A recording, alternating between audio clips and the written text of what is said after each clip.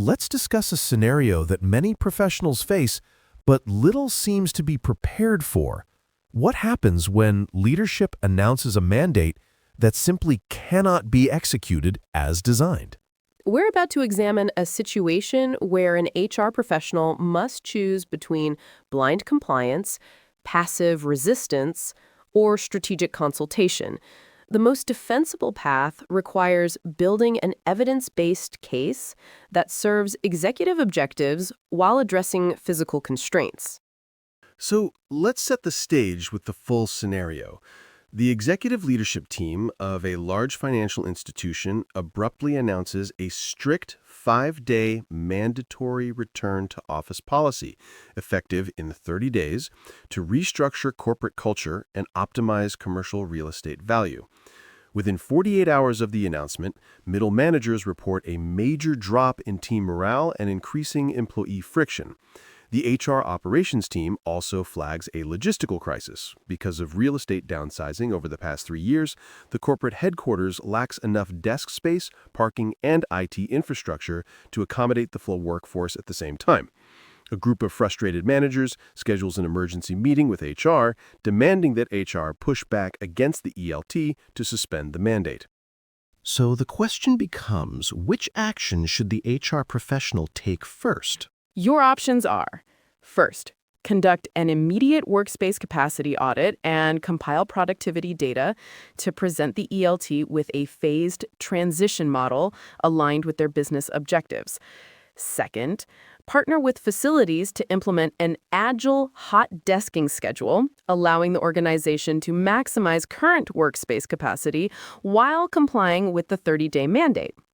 Third, advise the managers that the ELT has final operational authority, but offer to host open-ended feedback listening sessions to help employees voice their RTO anxieties.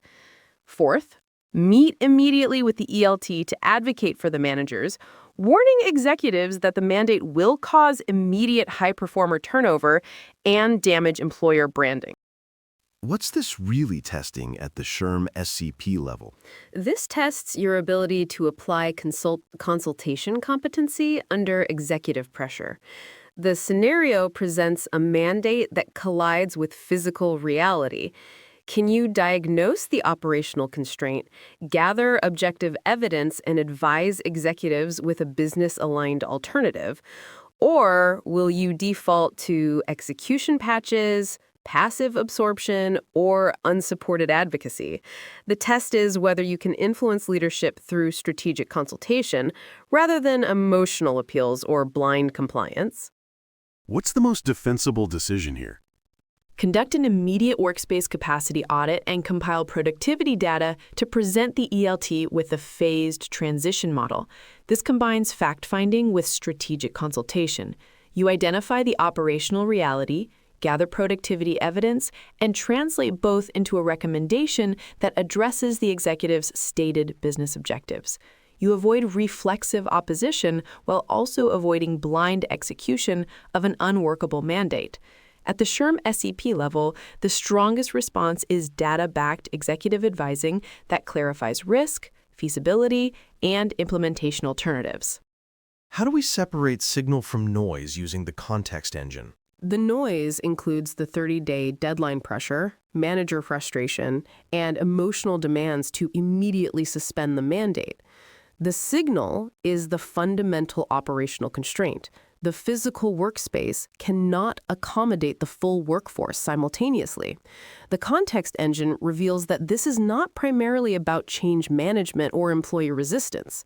It's about operational feasibility. The core imperative is validating the physical impossibility and presenting executives with an evidence-based alternative that preserves their business objectives while solving the capacity constraint. Let's pressure test the distractors. Why do these reasonable-sounding options create more problems than they solve? 3 traps here. First, the execution trap. Jumping straight to hot desking without confirming the mandate is even feasible. You are implementing a solution to a problem you haven't fully diagnosed. Second, the passive abdication trap. Hosting listening sessions while treating the mandate as unchangeable. That positions you as a messenger, not an advisor. Third, the sequencing error. Warning about turnover before you've built an objective case.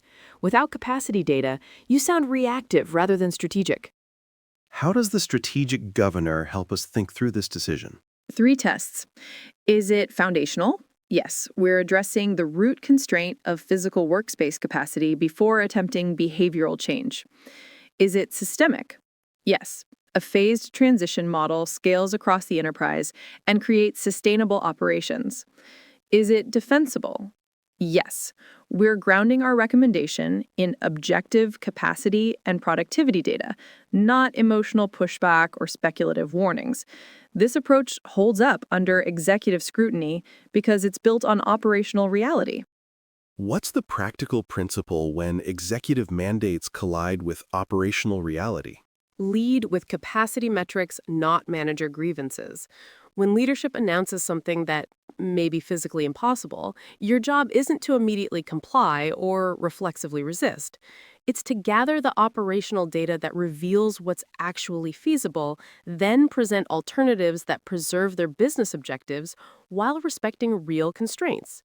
You're not blocking their goal, you're showing them a path that actually works. How do you frame this conversation with the executive team? Here's your opening. I've completed a workspace capacity audit and reviewed our productivity metrics. The data shows we can achieve your culture and real estate objectives, but the current timeline creates operational risks that could undermine those goals. I'd like to present a phased transition model that delivers the same business outcomes while ensuring successful implementation. Notice, you're not challenging their objectives, you're offering a better path to reach them. Where else does this pattern of evidence-first consultation apply? Anytime executives announce sweeping changes without operational validation, mandatory training programs that exceed available training capacity, compensation freezes announced without reviewing retention data for critical roles, technology rollouts that ignore current infrastructure limitations. The pattern is always the same. Gather the objective data that reveals what's actually possible, then present alternatives that preserve the business intent while respecting operational reality. What's the doctrine for handling unworkable executive mandates? Never absorb the impossible. When leadership announces something that contradicts operational reality, your responsibility is to service that gap with evidence, not hope it works out. The most defensible decision is always to provide executives with the data they need to make informed adjustments. You're not obstructing their vision. You're ensuring it succeeds in the real world.